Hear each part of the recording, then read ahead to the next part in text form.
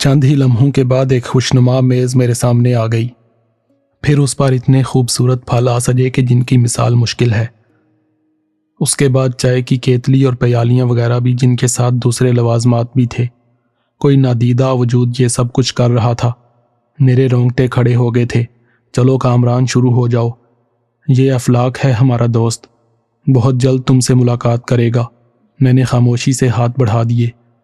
بابا صاحب بھی میرے ساتھ شریک ہو گئے تھے۔ روحانی عدالت میں تمہاری درخواست پہنچا دی گئی ہے، وہاں سماعت میں وقت لگتا ہے، انشاءاللہ تمہیں رکن بنا لیا جائے گا، بابا صاحب نے کہا۔ میں نے خاموشی ہی بہتر سمجھی تھی، پھر بابا صاحب کی اجازت سے واپس آ گیا، لیکن میرے دل پر بہت اثر تھا۔ نبض بہت تیز ہو گئی تھی۔ ڈاکٹر بننے کے خواب دیکھے تھے، لیکن اب اس سے بڑا اعزاز مل رہا تھا۔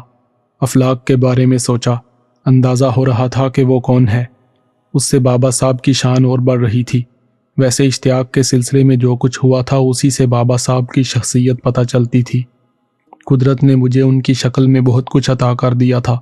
مقررہ دن اور مقررہ وقت پر میں تہہ خانے کی طرف چل پڑا۔ اس بارے میں مجھے مطلع کر دیا گیا تھا۔ تہہ خانے میں نیم تاریکی پھیلی ہوئی تھی۔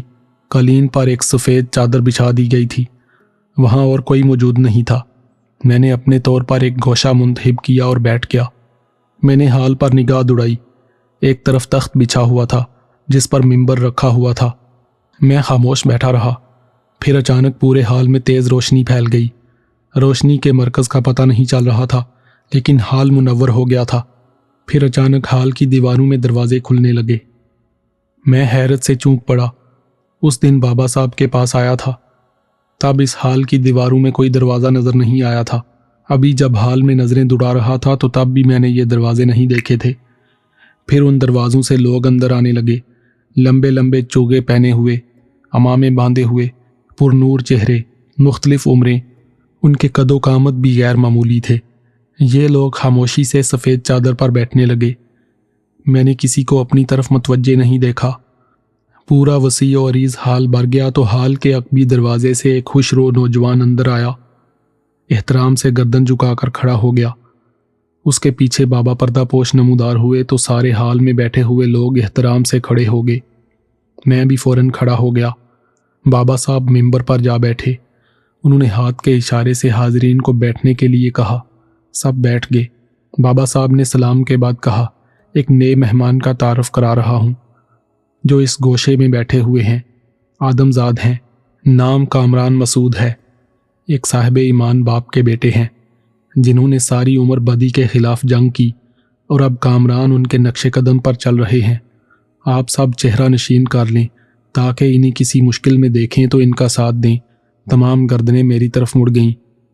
پھر مشترکہ آوازیں ابھریں، انشاءاللہ، شکریہ، کامران توجہ دیجیے۔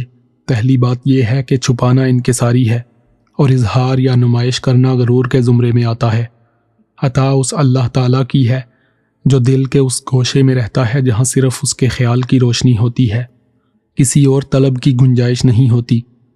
جیسے اپنی ذات کا تعارف جو غرور یا خود نمائی کی منزل کی طرف رخ کرتا ہے، عجز بند مٹھی میں جگنو کی طرح ہوتا ہے، اور غرور کسی عیش گاہ کی چھت میں لٹکا فانوس جو بے شک عیش گاہیں روشن کرتا ہے، لیکن وہ انسان کے ہاتھوں کی تخلیق ہوتا ہے۔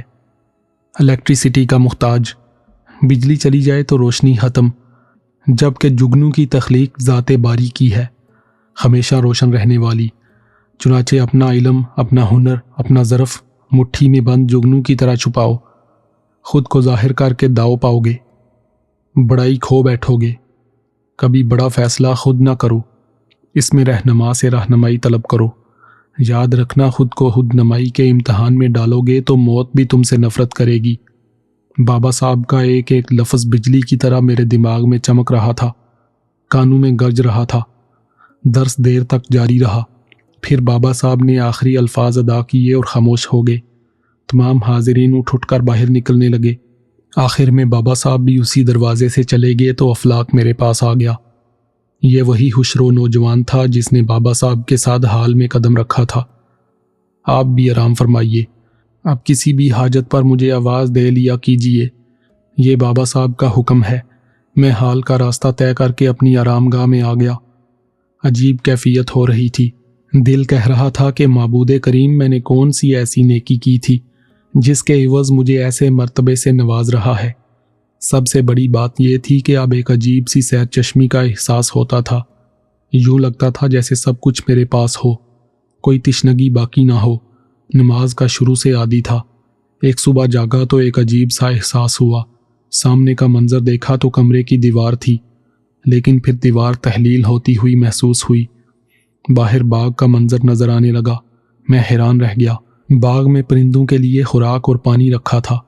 فاختاؤں کا ایک خوبصورت جوڑا پانی پی رہا تھا، یہ دیکھنے کے لیے کہ جو کچھ ہو رہا ہے صرف تخیل ہے کہ سچ۔ باہر نکل آیا۔ سامنے کنڈیلی میں فاختاؤں کا جوڑا پانی پی رہا تھا۔ اس کے بعد یہ مسلسل ہونے لگا۔ بابا صاحب نے حکم دیا تھا کہ گھر میں قیدی بن کر نہ رہوں، باہر گھوما پھرا کروں۔ کبھی کبھی اشرف سے کہتا تو وہی گاڑی آ جاتی جو مجھے لینے نظام علی کے گھر گئی تھی۔ ڈرائیور بھی وہی ہوتا، لیکن اس سے کبھی بات نہ ہوئی۔ چنانچہ گھر سے باہر نکل جاتا، مگر باہر بھی وہی کیفیت رہتی۔ کبھی لگتا جیسے وحشی درندوں کے گول آنکھوں کے سامنے سے گزر رہے ہوں، کبھی سانپ، بچھو اور دوسرے حشرات الارض رینگتے نظر آتے۔ ایک دن بابا صاحب سے تذکرہ کیا تو خوشگوار لہجے میں بولے، مبارک ہو، آغاز ہو گیا ہے۔ کیسا آغاز بابا صاحب؟ آنکھوں میں روشنی آ رہی ہے۔ ایک عمل بتا رہا ہوں، اس کا آغاز کر دو۔ چند لمحے خاموش رہنے کے بعد بابا صاحب بولے، افلاک تمہیں کچھ چیزیں مہیا کر دے گا۔ وہ ان ساری چیزوں کو ضرورت کے مطابق نصب بھی کر سکتا ہے، لیکن بہتر ہے کہ اپنا یہ کام تم خود کرو۔ ایک آئینہ ہوگا جسے تم 2 حصوں میں تقسیم کر کے دیوار پر لگا لینا۔ اس کے بائیں حصے کو سیاہ کپڑے سے ڈھکنا ہوگا۔ اس کام کی تکمیل کے بعد تم دیوار سے 4 فٹ کے فاصلے پر کھڑے ہو کر آئینے میں اپنا عکس دیکھو گے۔ یہ کام تمہیں دن کے وقت کرنا ہوگا، جب سورج چمک رہا ہو اور اس کا عکس آئینے پر ہو اور اس کی چمک تمہاری آنکھوں کو خیرہ کر رہی ہو، لیکن تمہیں ایک آنکھ بند کر کے آئینے کے کالے حصے کو دیکھنا ہوگا، یعنی کالے کپڑے والے حصے کو، پھر دوسری آنکھ کو پوری طرح کھول کر چمکدار حصے کو، لیکن چکا چوند برداشت کرنی ہوگی، اور اس کے ساتھ ہی تمہیں کچھ کلمات پڑھنا ہوں گے۔ یہ عمل 7 دن کے لیے ہوگا۔ 7 دن کے بعد تمہاری آنکھوں اور دماغ کا راستہ ایک ہو جائے گا، اور تمہارے اندر اتنی قوت پیدا ہو جائے گی کہ تم کسی بھی انسان کے دوسرے روپ کو دیکھ سکو گے اور اس کے اندر کا حال جان سکو گے۔ یہ مشغلہ بہت دلچسپ ہوتا ہے۔ تم ایسے درد مندوں کے بارے میں جان سکو گے جن کی مدد کر کے تم ثواب کما سکتے ہو۔ میرا دل خوشی سے دھڑک اٹھا۔ شیطان بھوریا چرن نے مجھے کالے جادو کی قوت سے کسی بھی مریض کے اندر جھانک کر اس کی بیماری جاننے کی طاقت دی تھی، لیکن در حقیقت مجھے ہمیشہ ایک شرمندگی سی رہی کہ میں ایک ناپاک قوت کے زیر اثر یہ سب کچھ کر کے شہرت حاصل کر رہا ہوں۔ اب بابا صاحب نے یہ روحانی عمل بتایا تھا، جس کی تکمیل کر کے مجھے جو قوت حاصل ہوگی وہ روحانی قوت ہوگی۔ افلاک نے مجھے مطلوبہ چیزیں مہیا کر دیں۔ میں نے تسلی بخش طور پر انہیں نصب کر لیا۔ پھر میں نے پوری قوت سے اس عمل کا آغاز کر دیا۔ ایک آنکھ بند کر کے میں کالے کپڑے کو دیکھتا، پھر دوسری آنکھ سے سورج کی روشنی کو، ساتھ ہی بابا صاحب کے بتائے ہوئے الفاظ کو دہراتا۔ 7 دن پورے ہو گئے تو میں بابا صاحب کی خدمت میں حاضر ہوا۔ انہوں نے معمول کے مطابق میرا استقبال کیا اور بولے، کبھی کبھی شاگرد بھی استاد کی کمزوری بن جاتا ہے۔ تم جس لگن اور سعادت مندی سے یہ عمل بے لوث اور محنت سے کرتے ہو، وہ تمہاری خوبی ہے۔ آج میں تم سے تمہارے بارے میں باتیں کرنا چاہتا ہوں۔ میرے دل میں خوشی کی لہر بیدار ہو گئی۔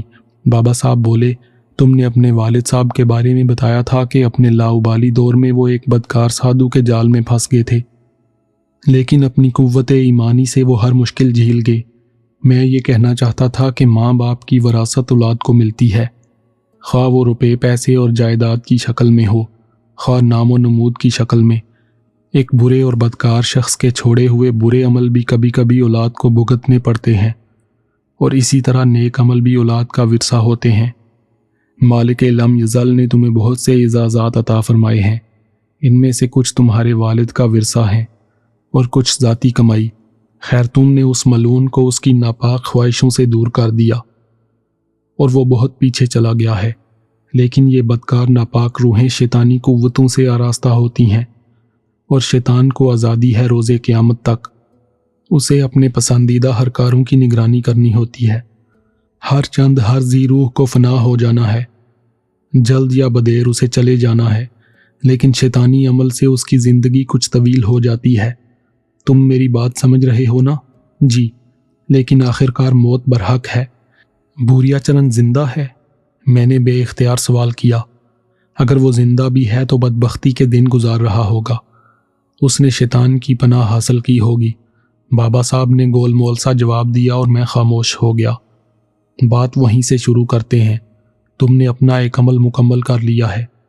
تم کسی بھی شخص کے ذہن میں جھانک کر اس کا باطن معلوم کر سکتے ہو، لیکن علم کا استعمال کبھی بے جا نہ کرنا۔ اس طرح تمہارا علم تمہارے سینے میں محفوظ رہے گا۔ تم اس کی حفاظت کرو گے تو یہ تمہاری حفاظت کرے گا۔ کبھی کسی کے دماغ میں غیر ضروری جھانکنے کی کوشش مت کرنا، وہ تمہارے لیے سخت نقصان دہ ہوگا۔ یاد رکھنا، جہاں جاننا ایک نعمت ہے وہاں نہ جاننا اس سے بڑی نعمت ہے۔ آج کی باتیں ختم، آرام کرو اور سو جاؤ۔ دل کا کیا حال ہے؟ میں خوش ہوں بابا صاحب، لیکن لہجے میں کرب کیوں ہے؟ بابا صاحب کبھی کبھی گھر بہت یاد آتا ہے، میں نے صاف گوئی سے کہا۔ بالکل آتا ہوگا، لیکن زندگی کے عمل کے بارے میں کیا کہتے ہو؟ میں سمجھا نہیں بابا صاحب۔ میں سمجھاتا ہوں۔ نو عمری ہوتی ہے، ماں باپ اور دوسرے رشتوں کا پیار حاصل ہوتا ہے۔ جوان ہوتے ہو، بوڑھے ہوتے ہو، مر جاتے ہو، سب رشتے کھو جاتے ہیں۔ جنہیں اپنے پیچھے سوگوار چھوڑ جاتے ہو وہ اپنی زندگی کے عمل سے گزر رہے ہوتے ہیں۔ کچھ عرصہ غم زدہ رہتے ہیں، پھر بھول جانے کا قدرتی عمل شروع ہو جاتا ہے، وہ اس میں گم ہو جاتے ہیں۔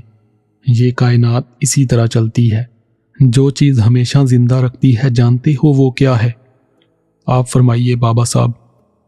علم، بابا صاحب بول اٹھے، اور علم ایک کنویں کے گرد چکر لگاتے ہوئے نہیں ملتا۔ اس کے لیے حرکت بہت ضروری ہے۔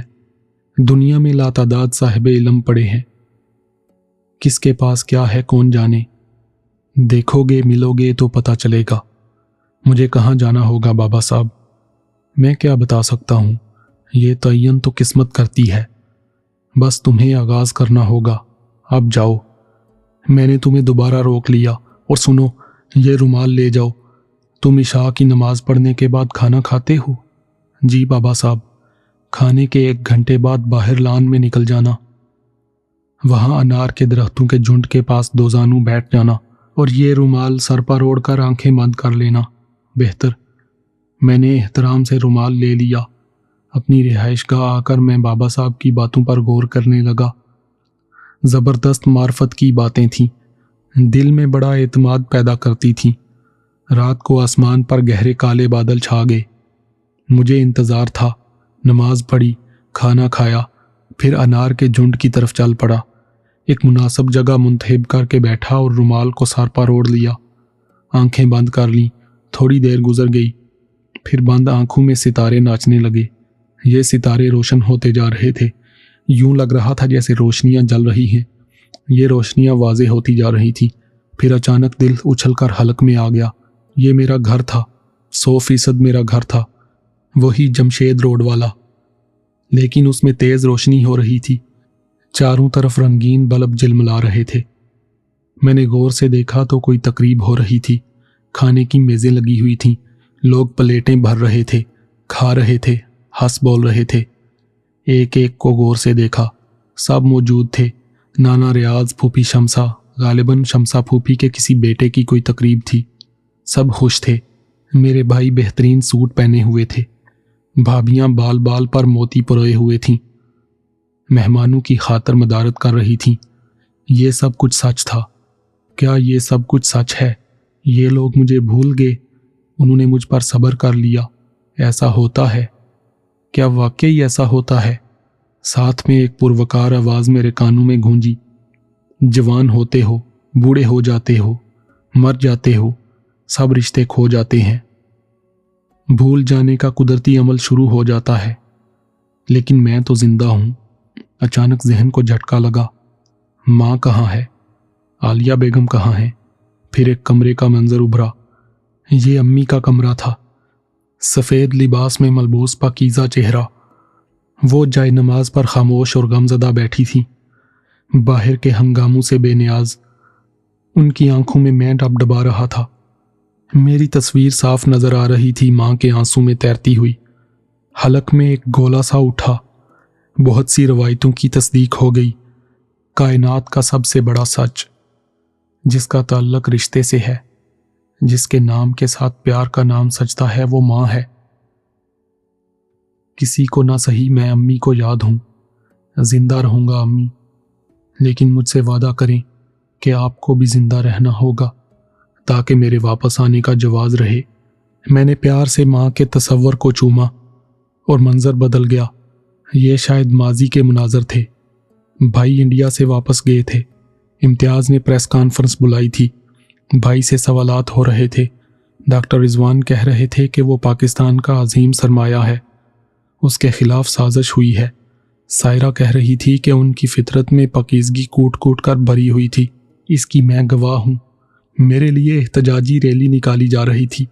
اس بات کا خدشہ ظاہر کیا جا رہا تھا کہ میری گمشدگی اور اس سے متعلق جو کہانی سنائی جا رہی ہے وہ من گھڑت ہے۔ پھر دیکھا کہ ایک سرکاری عمارت میں ڈاکٹروں کی کانفرنس ہو رہی تھی۔ وہاں میری تصویریں اور میرے نام کے بینر لگے ہوئے تھے۔ بس اس کے بعد منظر تاریک ہو گیا۔ میں عجیب سی کیفیت کا شکار تھا۔ اب ساری حقیقت کا ادراک ہو رہا تھا۔ میں نے بابا صاحب سے کہا تھا کہ کبھی کبھی گھر بہت یاد آتا ہے، جس کے جواب میں بابا صاحب نے مجھے گھر دکھا دیا تھا۔ گھر والے دکھا دیے تھے جو مطمئن تھے، خوشیوں میں وقت گزار رہے تھے، اور میں اپنے باپ کا ہم شکل ایمان کا سفر کر رہا تھا، اپنے باپ کے مشن کو آگے بڑھا رہا تھا۔ اور ممکن ہے کہ میرا ایک بیٹا جو میرا ہم شکل ہوگا، اسی مشن کا علم ہاتھ میں اٹھائے کسی اور بھوریا چرن کے گندے عزائم کو ناکام بنانے کے لیے سرگرم ہو۔ میں نے سر سے رومال اتارا۔ ابھی اپنی جگہ سے اٹھا بھی نہیں تھا کہ پیچھے سرسراہٹ ابھری۔ دیکھا تو افلاک تھا۔ بابا صاحب نے رومال واپس منگوایا ہے۔ میں نے رومال احترام سے طے کر کے اسے دے دیا۔ میرے لیے اور کیا حکم ہے؟ فرمایا ہے کہ اب آپ اپنے کمرے میں جا کر آرام کریں، افلاک نے کہا اور نگاہوں سے گم ہو گیا۔ میں گہری سانس لے کر واپس چل پڑا۔ گھر دیکھ لیا تھا، بلا وجہ تڑپ رہا ہوں۔ وہ سب آرام سے ہیں۔ مجھے جو نعمتیں مل رہی ہیں بابا صاحب کی رہنمائی میں، ان سے استفادہ کرنا چاہیے۔ چند روز اور گزر گئے۔ یہ حقیقت ہے کہ اس دن میں نے اپنے گھر کا جو منظر دیکھا تھا، اس سے مجھے بڑی عبرت حاصل ہوئی تھی۔ میں ان لوگوں کے ذہن سے نکلا تو نہیں ہوں گا، لیکن اب انہوں نے میری جستجو ترک کر دی تھی۔ مجھے لگ رہا تھا کہ اب میں وطن واپس جانا چاہوں تو شاید مجھے دقت نہ ہو، لیکن بابا صاحب نے اس کا حکم نہیں دیا تھا، بلکہ یہ دکھا دیا تھا کہ غالب خستہ کے بغیر کون سے کام بند ہیں۔ ان کی زندگی کی گاڑی چل رہی ہے، میں نہیں ہوں تو کیا ہوا؟ بابا اگر مناسب سمجھتے تو مجھے گھر دکھانے کی بجائے گھر جانے کا حکم دے سکتے تھے۔ البتہ ایک دن انہوں نے حکم دیا، ہاتھرس ایک شہر کا نام ہے، اس کے قریب قصبہ مینڈو جنکشن ہے، وہاں چلے جاؤ، ریل سے جانا، اسٹیشن پر تمہیں غلام قادر نامی ایک نوجوان ملے گا، اس کی ماں بیمار ہے، وہ خود کچھ ایسی خوبیوں کا حامل ہے کہ اسے کچھ وقت ساتھ رکھا جا سکتا ہے، اشرف تیاریاں کرا دے گا، میری طرف سے خدا حافظ، اصل کام کچھ اور ہے، جس کی تفصیل وقت کی زبانی سن لو گے۔ بہتر، میں نے گردن خم کر کے کہا۔ پتہ نہیں یہ میرے اندر کی خوبی تھی یا مرشد کی عطا کہ میرے اندر بڑا حلم پیدا ہو گیا تھا۔ اب کسی بات پر تردد نہیں ہوتا تھا اور نہ ہی کسی حکم کی کھوج۔ مزید خوبی یہ تھی کہ اب کوئی خوف دل میں نہیں رہا تھا۔ پولیس کے لوگ نظر آ جاتے تو انہیں اجنبی نگاہوں سے دیکھتا گزر جاتا، کوئی خوف دل میں نہ آتا۔ بارہا بڑی بڑی مکڑیاں نظر آئیں، لیکن انہیں دیکھ کر بھوریا چرن کا خیال دل میں نہیں آیا۔ اس کے علاوہ دل میں کوئی بیزاری کا تصور بھی نہیں تھا۔ صبح خوبصورت لگتی تھی اور شام آسودہ۔ اشرف نے جو چیزیں مجھے دیں ان میں بہترین لباس، شیونگ باکس اور ایک امپورٹڈ میڈیکل باکس، گویا مجھے ایک ڈاکٹر کی حیثیت سے بھیجا جا رہا تھا۔ ہاسی کرنسی بھی تھی۔ پھر اشرف نے مجھے ٹرین میں بٹھا کر روانہ کیا۔ ٹرین کا سفر زیادہ طویل نہیں تھا، اسٹیشن آتے جاتے رہے۔ ہندوستان کے اور شہر بھی آنکھوں کے سامنے آئے جن میں یہاں کا کلچر نظر آتا تھا۔ پھر ایک بڑی سی سیل پر مینڈو جنکشن لکھا نظر آیا۔ ٹرین آہستہ ہو گئی